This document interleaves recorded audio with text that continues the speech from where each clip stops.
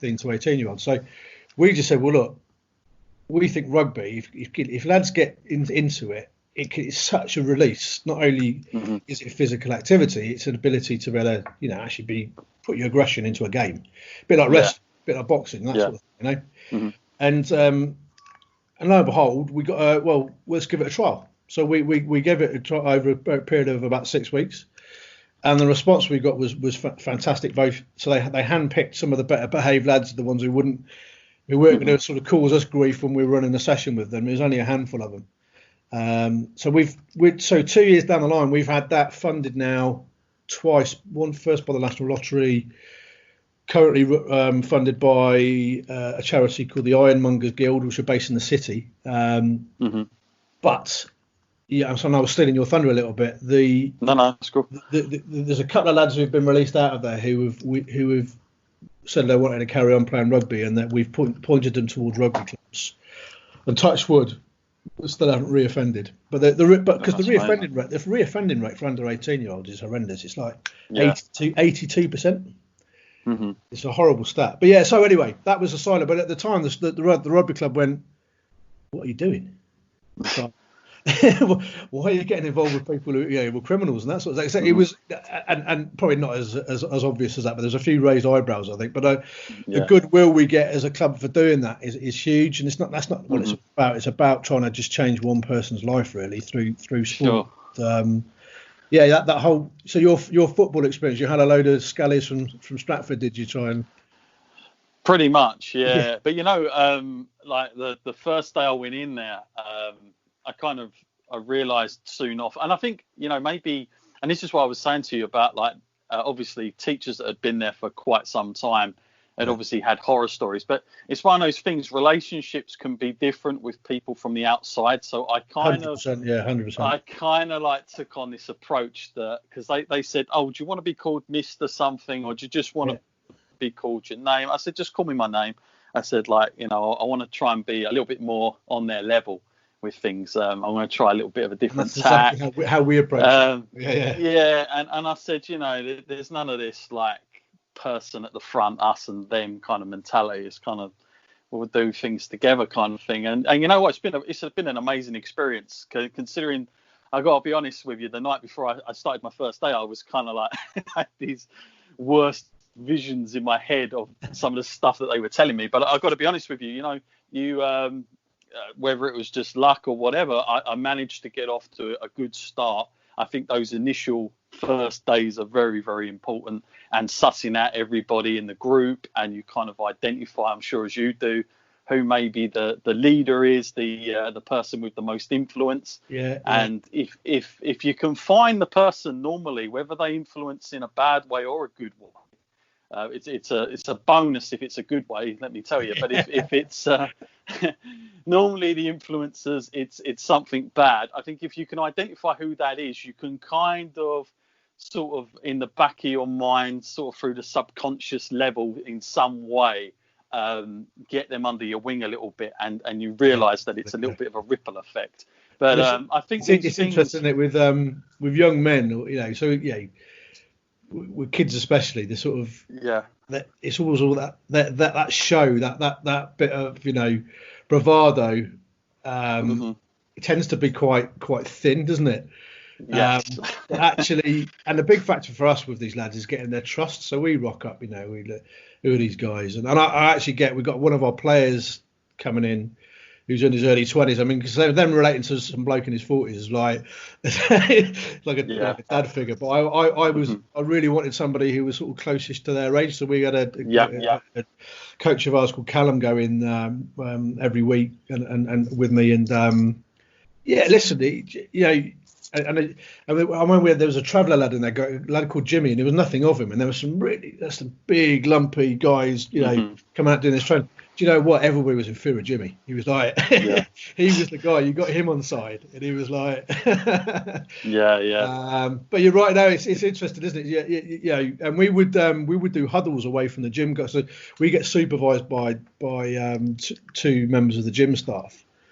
And like in a rugby game, whenever we have a huddle at the end of the session, everyone goes around and, you sort of, well done, boys, for a bit of positive feedback and all that, a little bit of a chat. And, and we were, am I allowed to swear on this, John, or not? You can, yes. Yeah, no, you're fine.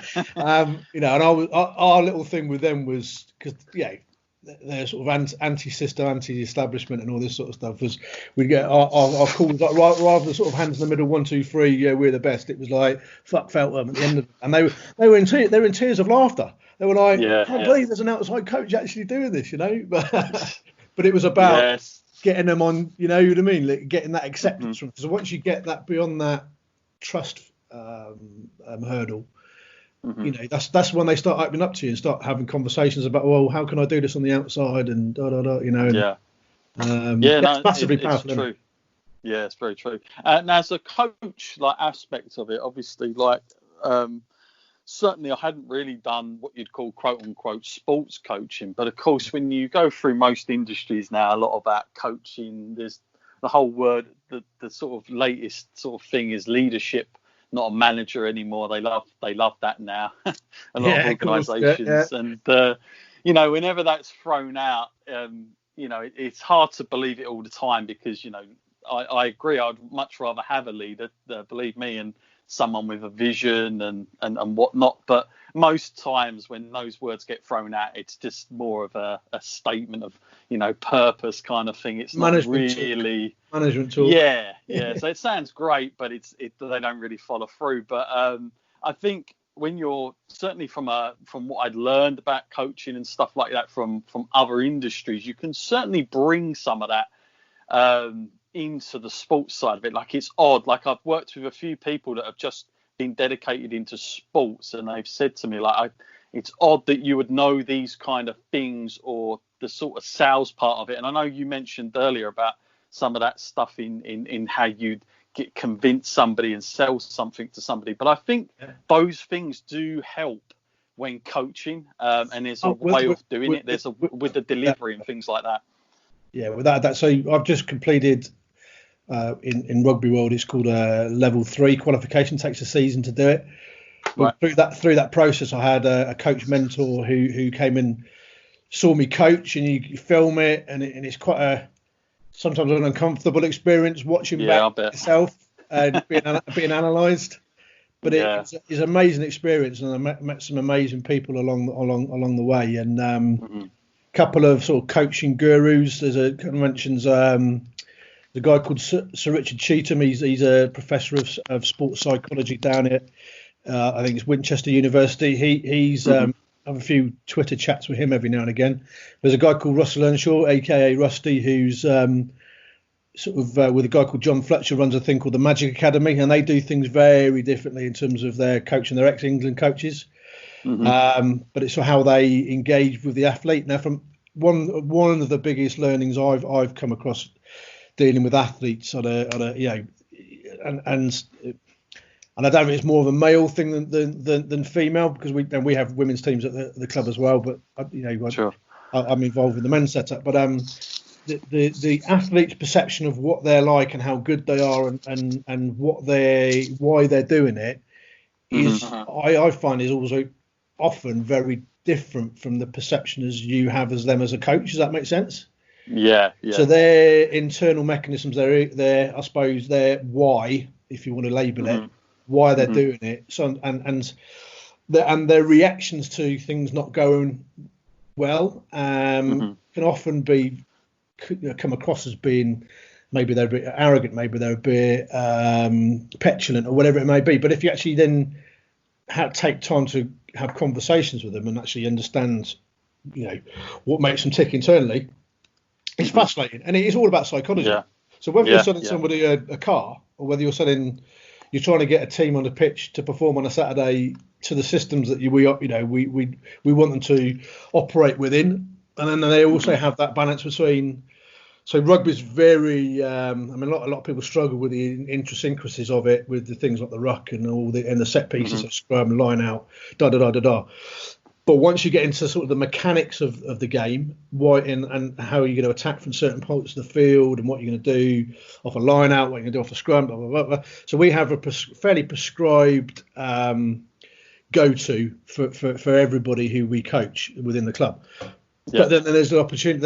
But then there's times when you are free flowing, so you've made what we call a line break through the defensive line, and then they're allowed to play.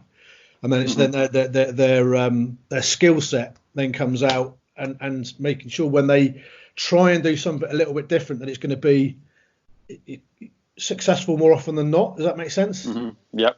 But also absolutely. Giving them the freedom to be able to try something a little bit different and not have the fear of if it does go wrong, that we're going to tear them to pieces when we do a video analysis session the week, the few days afterwards, So it must be, sure. For players being analysed in front of your peers as well, because we have to do it is with group sessions. So you've got a whole load of blokes sat in a room and you're pinpointing out mistakes from the previous Saturday, and they're like, yeah, but that's something. I've got to ask you as well from a rugby point of view, because something that came up earlier in the year when I first just started, we were fortunate enough to have a Brazilian football group come along. Yeah. And they were just kind of doing some internship. They were just showing us the way they coach with their kids, especially. Mm-hmm. And one of the big things that came out of it is that maybe predominantly in the UK, I think it's a very English thing, is that with kids, we try to encourage kids to sort of participate as being the main focus, and the kind of showing off aspect. If that happens, it's normally quite sort of nailed down, don't do that pass instead of showing off. Whereas in Brazil, the mentality there is very much the opposite. They do everything with a ball, whether it's a stretch, and they're very much encouraged to, show to their strengths. And it's just a different mentality. And I think what they were saying this is, such an embedded, ingrained thing, is that when they get older, it's kind of sat in there with the competitiveness. But I know here we're very much, there's always that, should we do that? Do we want to encourage that kind of thing? Where does that stand with rugby? I'm just interested to see if that's changed. Do you know what? It's interesting you touched upon that, because the world within rugby certainly, but with a lot of sports, I know that the philosophies are behind prescribed coaching versus the freedom to play is rapidly changing. Now, there's a lot of pro football clubs. So part of my rugby, the latest rugby qualification, we looked at some stuff. What's the Bournemouth manager? Eddie Howe. Eddie Howe. Looked at some of the stuff he does. So he's very much, it's skill based freedom to play stuff within a framework.